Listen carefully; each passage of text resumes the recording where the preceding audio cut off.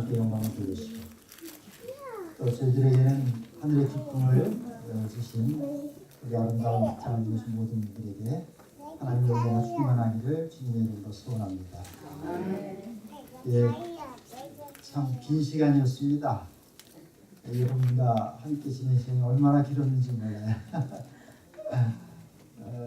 제가 수요일날 우리 워싱턴에 와서 벌써 이제 3일이 수목금토 4일째 일이죠. 4일이 됐습니다. 이제 내일 하루 있고 참 그동안에 여러 가지로 또 사랑과 또 은혜를 베푸신 모든 분들에게 감사드리고 특히 따뜻하게 맞아주신 또 우리 초대해 주신 우리 부원 목사님 또 사모님 사모님 얼마나 목사님하고 두 분 사시니까 얼마나 정다우신지 제가 아주 참 부러웠습니다.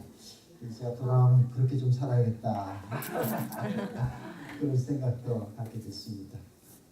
참 우리 제시하시 예수님의 성도님들은 교회는 교회 이름이 위치에 따라서 다르지만 참 한 교회입니다, 그죠? 그래서 뭐 한 번 만나면 한 10년 만난 것 같아요, 느낌이. 이렇게 그래서 처음 많이 가고 또 한 믿음 안에서 한 소망 가운데 우리 정말 예수님의 재림을 소망하면서 살아가는 특권을 누린 것에 대해서 좀 하나님께 다시 한번 감사와 찬송과 영광을 드립니다. 제가 지난 2시간 동안에 그리스도인 영성이라고 하는 주제로 말씀을 드렸는데 그래서 그 결과가 어떻게 나왔는지 제가 한번 궁금해서 한번 여쭤봐야겠어요. 그 말씀이 어떻게 여러분들에게 전달되는지. 그래서 제가 첫날 드린 질문을 좀 다시 한번 드려보도록 하겠습니다. 제가 누구 닮은 것 같습니까? 그러면 제가 말씀을 잘못 전한 것 같은데 여기서 선생님께서 제가 잘못 전하는 참 하나님께 죄송스럽습니다. 하나님의 은혜가 이 시간도 함께 하시게 되는 소원합니다. 오늘 주님 말씀이 변화의 축복인데 창세기 35장 2절 7절의 말씀이지만 제가 2절 주제절에 있는 말씀만 제가 한번 공독해 올리도록 하겠습니다. 야곱이 이에 자기 집안 사람과 자기와 함께한 모든 자에게 이르되 너희 중에는 이방 신상들을 버리고 자신을 정결하게 하고 너희들의 의복을 바꿔 입으라. 이 앵무새가 있었습니다. 앵무새 그러면 이제 잘 소리를 따라하는 새죠, 그죠? 앵무새가 있었는데 그 앵무새가 이 부잣집 담장 밑에 이렇게 놓여 있었어요. 그래서 이제 그 담장 밑에 놓여 있는데 담장 너머로 지나가는 사람들을 바라보면서 이렇게 소리를 낼 때가 많이 있습니다.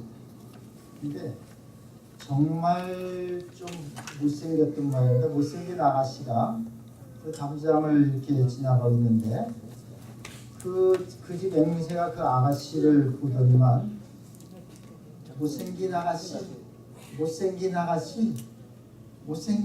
지나갈 때까지 계속 그러는 거야. 그래서 이 아가씨가 기분 되게 나쁘죠, 그죠? 새가 말이야 자기한테 그러니까 얼마나 기분 나쁘겠어요. 그러니까 그냥 앵무새를 욕한 게 아니라 그 주인을 욕했어요. 우리 집 주인이길래 주인이 누구길래 새를 줬다 이런 막 그래. 게다가 한두 번이죠. 이제 매번 지나다니니까 매번 그러니까 화가 나가지고 이제 그 주인 집 문을 두들겨가지고 이제 주인 불러냈어요. 그래가지고 아니 아저씨 제가 지금 이 담장 밑으로 항상 지나다니는 사람인데 아저씨 그 새가 저만 지나가면 못생긴 아가씨 못생겨서 막 죽겠다고 진짜 스트레스 받고 막 화가 나가지고 좀 어떻게 좀 새를 치워버리든지 좀 해달라고. 화가 나죠, 그죠? 여성에게 못생겼다 그러면 그것처럼 사람 절망시키는 게 어디 있습니까, 그죠? 약간 못생겼어도 잘생겼다 그래야지. 그랬더니 이제 그 주인이 생각해보니까 진짜 그러면 안 되겠더라고요. 앵무새에게 교육 다시 시켰어. 너 절대 아가씨들 지나가면은 못생겼다는 얘기 하지 말라고 그냥 계속해서 잘생겼다 이렇게 얘기하라고. 그래서 이제 그 말하고 나서 이제 그 다음에 이제 지나가면서 이제는 바뀌었겠지 하고서 이제 탁 지나가는데 그 앵무새가 담장에서 딱 아가씨랑 눈이 딱 마주쳤어요. 그래서 저 새가 뭐라 그럴까? 근데 저 새가 눈을 딱 마주치자마자 내가 무슨 말 할 줄 알지? 내가 무슨 말 할지 알지? 이렇게 아시오? 여러분 제가 오늘 35장에 있는 말씀은 특별히 2절에 있는 말씀 이방 신상을 버리고 자신을 정결하게 하고 너희들의 의복을 바꿔 이르라. 이 말씀 벌써 읽자마다 여러분의 가운데 제가 어떤 말씀을 드릴지 다 이렇게 예? 생각을 하고 계실 거예요. 그죠? 그러니까 저는 앵무새처럼 예? 제가 무슨 말씀 드릴지 아시죠? 이렇게 하면서 시작하는 겁니다. 예? 여러분이 참 하나님의 교회는 늘 사실 변해야 됩니다. 그죠?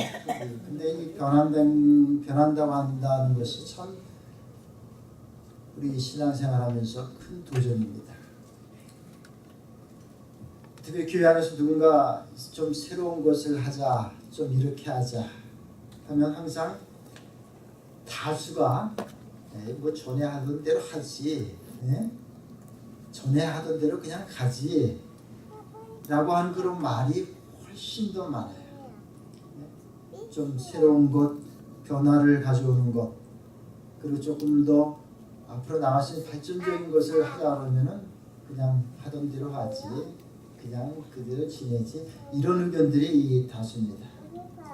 그래서 뭐 변화를 갖다 좀 주장하고 좀 뭔가 바꾸자고 얘기하고 그런 사람들이 어떤 마음을 갖고 어떤 경우를 처하게 되면 좀 이렇게 공격당하는 경우가 많아요. 그죠?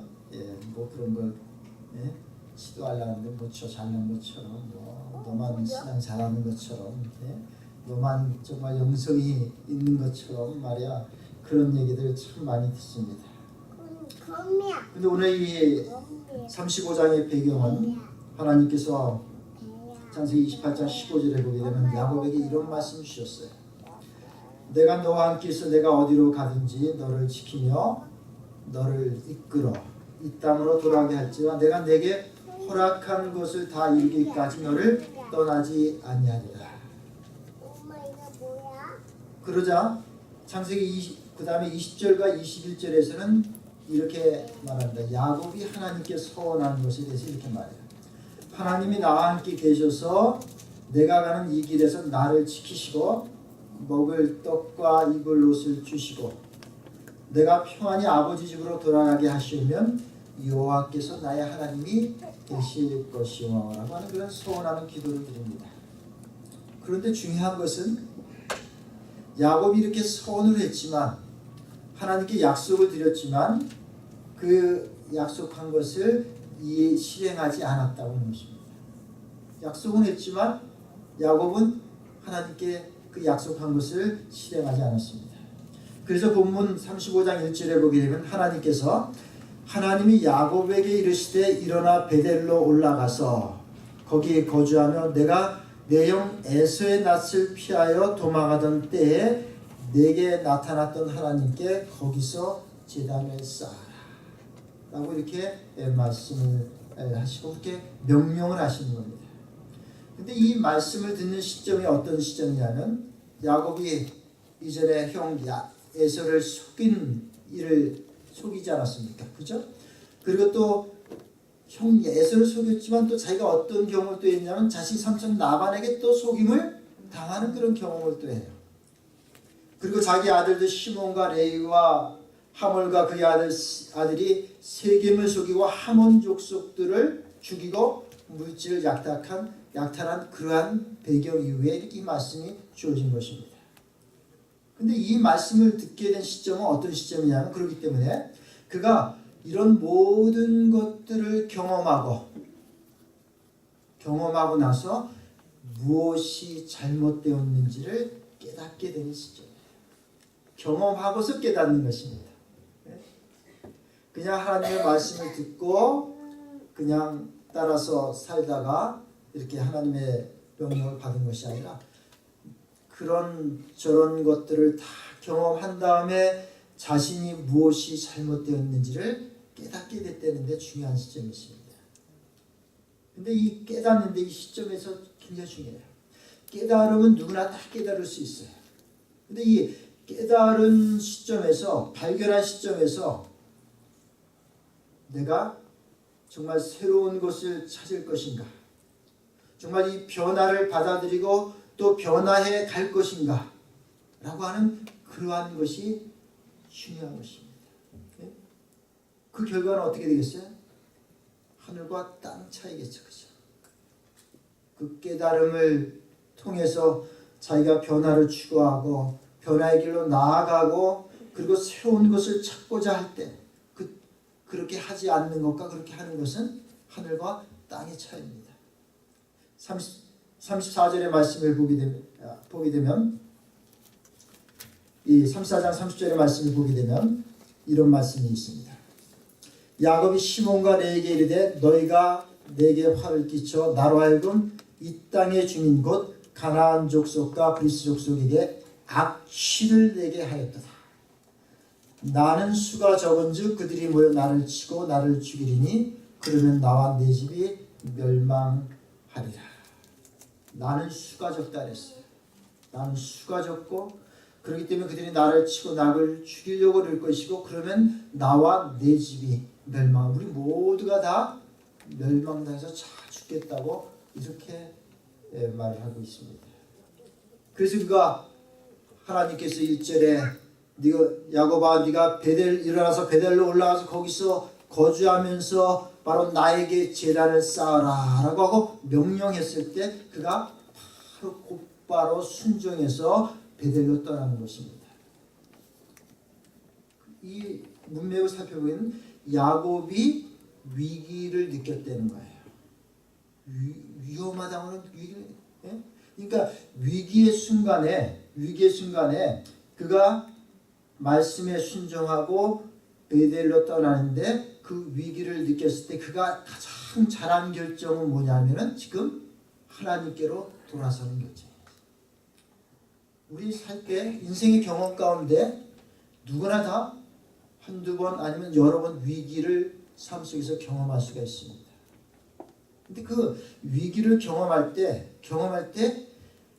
하나님께 돌아서는 것, 그것이 바로 얼마만큼 큰 우리의 삶에 있어서 복이 되는 축복의 통로가 되는지 모른다는 것이에요. 바로 이 야곱을 통해서 오늘 35장에 하나님께서 우리에게 주시고자 하는 메시지의 핵심이 뭐냐면 내가 위기를 만날 때 하나님께로 돌아서라는 것이에요. 위기의 순간 하나님께 돌아서요. 그런데 하나님께로 돌아서는데 정말 하나님을 만난 그 베델의 거룩한 곳으로 가면서 야곱은 생각하기를 옛 모습 그대로 올라갈 수는 없다고 생각하는 것입니다. 위기를 경험하기 전에 이전에 그 삶의 모습을 가지고 그대로 그 거룩한 하나님의 만남의 장소로 갈 수는 없다고 마음에 결심한 거예요. 여러분 이 하나님을 만나는 일은 항상 뭐를 요구하냐면 변화를 요구합니다. 하나님을 만나는 변화를 요구해요. 그래서 이 영적인 삶은 영성 있는 삶은 그리스도 안에서 지속적인 변화를 요구받고 그 요구받은 변화를 삶 속에서 하나하나 실천해 가는데 그것이 바로 영성이 있는 삶이에요. 영적인 삶인 것입니다. 그래서 베드로전서 3장 21절에 보게 되면 베드로는 물은 예수 그리스도의 부활하심으로 말미암아 이제 너희를 구원하는 편이 친애라 그러면서 육체의 더러운 것을 제하여 버리는 것이 아니고 오직 선한 양심이 하나님을 향하여 찾아가는 것이다 이렇게 말씀했어요. 그것은 예수님을 영접하고 예수를 구주로 삼고 살아가는 삶 자체가 끊임없는 변화를 따라서 사는 삶이라는 것입니다. 여러분 이 선한 양심이 하나님을 향하여 찾아간다고 하는 말씀 속에서 우리가 그 말씀 자체가 변화를 의미하는 것입니다. 그냥 그 자리에 머물러 있는 것이 아니라 끊임없이 그리스도 예수를 바라보면서 그분께서 나에게 보이시는 삶의 부분을 바라보면서 정말 이 갈라디아서 5장 20절과 23절에 예수님의 품성을 그대로 기록한 그것을 생각하면서 그 길을 계속해서 걸어가는, 변화의 길을 걸어가는 것이 바로 이 그리스도인의 삶이라는 것입니다. 야곱은 지금 자신의 부족함을 발견했습니다. 자신의 연약함을 발견했어요. 그리고 정말 육체의 그 더러움이 여전히 자신에게 있다고 하는 것을 잊고 있었는데, 그러나 그 위기를 경험하니까 자신의 부족함이 보이고 자신의 연약함이 발견되고 자신에게 더러운 부분이 있음을 알게 됐다고 하는 것이에요. 참 얼마나 놀라운 깨달음인지 몰라요. 참 야곱의 삶에 있어서, 그렇기 때문에 야곱의 삶에 있어서 위기는 거꾸로 하니까 뭐가 됐어요? 기회가 된 것입니다. 절망이 희망의 순간으로 바뀐 것이에요. 왜 절망이 희망의 순간으로 바뀝니까? 왜 위기가 기회로 바뀝니까? 그것은 바로 하나님께로 돌아서니까, 하나님께로 돌아가니까 하는 것입니다. 하나님께서는 돌아오는 자에게, 자신의 연약함을 인정하는 자에게 정말 모든 것을 주시기를 기뻐하시기 때문에 그것을 아는 야곱은 정말 기쁜 마음으로 하나님께로 돌아가는 것입니다. 그러면서 베델로 가기에 앞서 자기 가족과 자기가 거느리고 있는 모든 사람들에게 말합니다. 이방 신상을 버리라. 근데 여러분 여기서 한번 생각해 보세요. 왜 이방 신상이 하나님을 믿는 야곱의 가정과 따르는 무리에게 있었습니까? 야곱은 그 하나님을 믿는 백성의 삶이 아니었어요. 그리고 하나님을 의지하면서 그가 살아간 삶이었어요. 근데 왜 하나님을 믿는 야곱의 가정과 그 따르는 무리 가운데 왜 이방 신상이 있습니까? 야곱이 하나님 백성이 아니었습니까? 그럼 하나님의 백성이었어요. 그는 광야에서 돌베개를 자고 잠잘 때 그에게 나타나신 하나님, 야복강에서 만나주신 하나님, 그 하나님의 백성이었어요. 여기서 생각해보는 것입니다. 하나님 믿는 그 백성 가운데 왜 이방 신상이 있나요? 그건 야곱이 거기서 그 가족 가운데 최고가 아닙니까? 그렇죠? 네? 그가 그 거느리는 모든 사람의 최고의 위치에 있는 거예요. 네? 그 말 한마디면 다 순종해야 되는 위치에 있는 것입니다. 그러면은 그런 야곱의 가정과 다른 무리의 이방 신상이 있다고 하는 것은 다른 의미로 어떤 말씀이냐면 야곱이 탈선을 묵인하지 않았는가, 거기에 질문이 맞춰져야 돼요. 하나님의 백성이 있다면 그 하나님의 백성 가운데 이방 신상이 있다면 그 안에 그것을 묵인한 지도자가 있지 않은가, 그것을 생각해야 되는 것입니다. 이 야곱이 그랬어요. 야곱은 정말 그의 아내들을 배려하는 마음에서 정말 그 아내가 그 아버지 집을 야곱과 나올 때 뭐를 갖고 나왔습니까? 주라기 갖고 나왔어요. 야곱은 근데 그 아내를 배려하는 마음에서 그 주라빔을 갖고 온 것을 그대로 지니면서 이때까지 다 살게 놔뒀다는 거예요. 그냥 묵인했다는 것입니다. 그리고 그것뿐만 아니라 그 종들이 그곳에서 나올 때 또 다른 우상들을 갖고 나올 수 있었어요. 그러니까 자신의 아내가 그러니까 다른 어떤 거느린 다른 사람들에게도 그 말할 수가 없는 거예요. 없는 건 그럴 수 없는 거예요. 그러니까 그것이 계속해서 진행되어지고 그 무리 가운데 그것이 하나님과 함께 공존했다는 것입니다. 야곱의 집안 사람들이 그럴 때 바단 아람이나 그 토착 종교로부터 완전히 결별하지 않은 채로 있었다고 하는 것을 이 본문은 우리에게 말씀해 주는 것입니다. 그런데 이 2절과 3절에 야곱이 이렇게 말합니다. 우리가 일어나 베델로 올라가서 내 환난 날에 내게 응답하시며 내가 가는 길에서 나와 함께 하신 하나님께 내가 거기서 제단을 쌓으려 하노라. 네? 이제까지는 이 말씀은 이제까지는 아내니까 내 자녀니까 내 종이니까 그냥 지내왔지만 이제부터는 그렇게 지나갈 수 없다고 하는 얘기입니다. 지금 이 시기는 더 이상 야곱의 의지대로 할 수가 있는 상황이 아니에요. 그대로 가게 되면 어떻게 돼요? 죽게 되는 것이 뻔해요. 네? 왜냐하면 하나님의 도움이 없으면 안 되는 시점이거든요. 그렇기 때문에 하나님의 도움을 받고 의지하기 위해서는 그가 가지고 있는 모든 이방적인 것, 이방에서 하나님과 관계에서 멀어지게 하고 방해가 되고 거친돌이 되게 하는 것들을 다 정결케 해야 되는 것입니다. 이것은 야곱만 사느냐 죽느냐 문제가 아니라 그의 사랑하는 아내와 자녀들과 그 거느린 모든 권속들이 다 함께 살면 함께 살고 죽으면 함께 죽는 시점이에요. 예? 그러니까 얼마나 절박합니까? 그렇죠? 너무 절박해요. 이것은 야곱이 그의 가족들에게 내린 그 지시가 출애굽기 19장 10절에 있는 말씀의 그 맥락과 같이 이어지는데, 이 야곱이 하나님으로부터 이뤄서 온 그 구체적으로 내 이방 신상 모든 것들을 자 정결하라고 하는 그 말씀을 그대로 이뤄가는 것이 바로 출애굽기 19장에 있는 그 말씀에 이뤄가는 것과 관계가 매우 같아요. 그래서 그는 그의 가족에게 자기 손에 있는 모든 이방 신상과 자기 귀에 있는 귀고리들을 다 가져오라고 명합니다.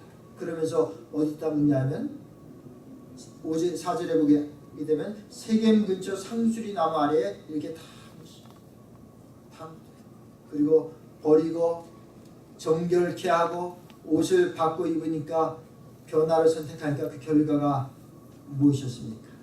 야곱이 바단 아람에서 돌아오며 9절에 보이는 하나님이 다시 야곱에게 나타나사 그에게 뭐를 주셨다 했습니까? 9절에 복을 주셨다 하셨어요.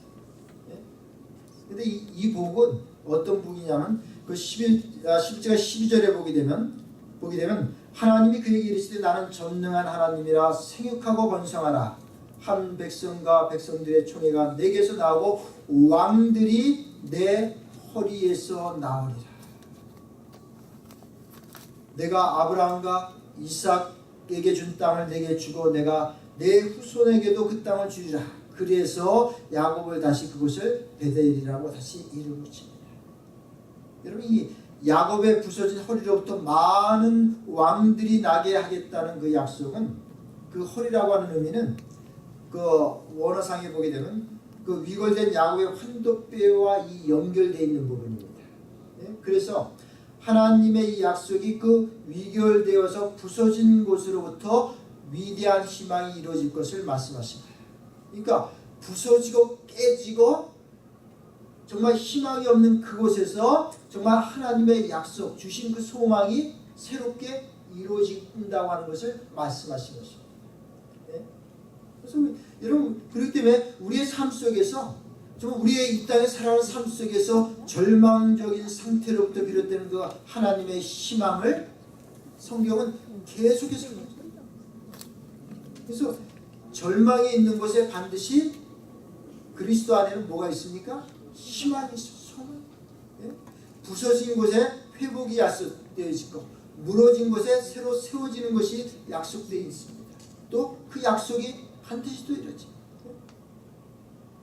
그 경험이 아브라함이 경험한 것도 마찬가지입니다.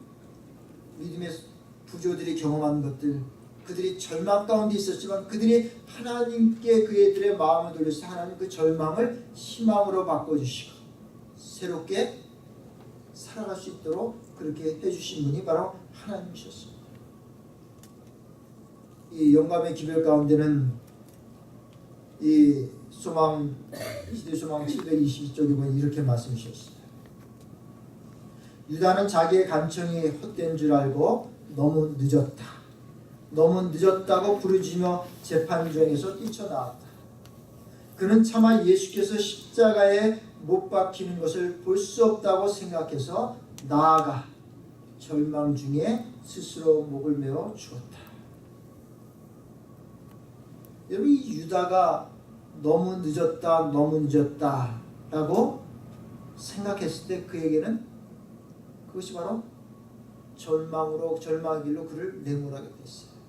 근데 여러분, 이 예수님께서 우리를 십자가의 보혈의 공로로 구원해 주시고 우리가 이 땅에 살아가는 가운데 경험하는 어떠한 순간일지라도 우리의 연약함으로 인해서 경험하게 되는 어떠한 경험이라 할지라도 그 경험 속에서 깨닫고 돌아설 때 그 순간에 그리스도 안에서는 늦다고 하는 단어가 사용된 적이 없어요. 예? 내가 바로 그 순간에 내게 대해서 부르시면 내가 그 부르심에 응답하시고 그 응답에 통해서 널 새롭게 살게 해줄 수 있다는 것이 바로 이 성경의 약속이고 예수님의 약속이고 저와 여러분들에게 되신 놀라운 하나님의 축복이라고 하는 사실을 기억하시기를 간절히 바랍니다. 그것만큼 큰 축복이 없습니다. 어떠한 깨달음 속에서 늦었다고 하는 그 생각이 우리에게는 없다고 하는 그 순간이 없다고 하는 것입니다. 그리스도에게 돌아서는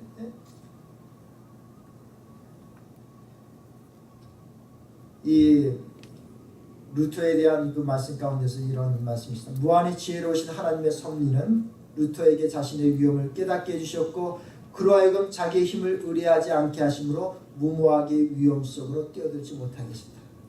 디징트 기별 가운데의 말씀입니다. 루터를 그 종교재판의 회복에 불렀을 때 그가 무모하게 그쪽으로 따라가지 않고 돌아선 그 장면에 대해서 말씀하십니다. 위험이 인지될 때 그는 무모하게 위험을 인지하고 그대로 가지 않았어요. 다른 방향으로 왔습니다. 예? 여러분, 우리가 위기를 느끼게 될 때는 그것은 위험하다고 하는 것입니다. 그렇죠? 예? 근데 위험을 느끼면서 그 길로 계속 간다고 하는 것은 얼마나 어리석은 짓입니까? 예? 얼마나 어리석은 짓입니까? 예? 근데 이 루터가 그가 공포에 눌리게 된 상태에서 그것이 즉시 다가올 것처럼 보이는 자신의 고난과 고문과 죽음의 두려움 때문이 아니었고 그는 위기를 당면해서 그것을 대항하는데 자기의 힘이 너무도 미약한 것을 느꼈던 것이다. 그래서 누구를 의지한다는 겁니까? 자기의 힘으로는 미약하니까 그리스도 예수의 능력을 의지해요. 그러면서 그는 밤중에 쓸쓸한 시냇가에서 투쟁할 때 이스라엘이 느꼈던 것과 같은 고민과 갈등이 그의 마음속에 충만하였다. 이스라엘처럼 그도 하나님을 이겼다. 완전한 절망 가운데서 그는 믿음으로 전능하신 구원자 그리스도를 굳게 붙들었다. 대제부터 151쪽 이 야곱이 이방 신상을 버리니까 그리고 자신을 정결케 하고 의복을 받고 입으니까 하나님께서 복을 주셨다고 이렇게 말씀하셨어요. 예? 변하지 않으면은 하나님께서 우리를 향하신 그 우리를 통해서 이루시고자 하는 그것을 이룰 수가 없습니다. 변하지 않으면 이룰 수가 없어요. 이 말은 아무것도 하지 않으면 아무 일도 일어나지 않는다는 것입니다. 그건 개인의 삶도 마찬가지고 교회도 마찬가지고. 그래서 아무것도 하지 않으면 아무 일도 일어나지 않아요. 그래서 아인슈타인이 이렇게 얘기했는데 세상에서 가장 어리석은 사람은 어떤 사람이냐면 항상 똑같은 일을 반복하면서 새로운 것을 기대하는 것. 기대하는 사람은 세상에서 가장 어리석은 사람이에요. 그러면서 적나라하게 표현해 정신 나간 사람이다 이렇게 표현했어요.